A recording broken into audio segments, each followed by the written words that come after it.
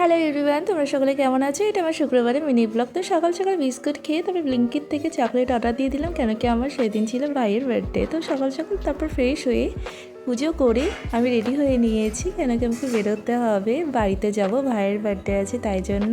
তার আগে আরেকটা জায়গায় যাবো, সেটা হলো ইলেকট্রিক বিল দিতে।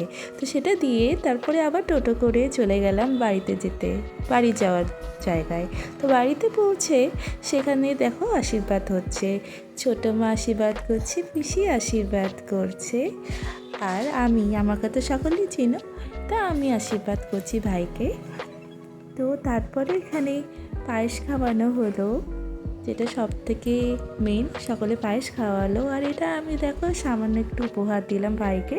তারপর ছোটো মা আমাকে খাওয়ার জন্য বলেছিল, দুপুরে খাওয়ার জন্য, তো এটা খেয়ে নিয়েছিলাম। তারপরে সন্ধ্যাবেলা বেরিয়ে যেতে হলো, কেন একটু কাজ ছিল তাই জন্য আমি থাকতে পারছি না, সে কারণে। যাই হোক, তারপরে বাড়িতে ফেরার পথে দিদিভাই বাড়িতে ফেরার পথে চিপস কিনে বাড়িতে চলে আসলাম। টাটা।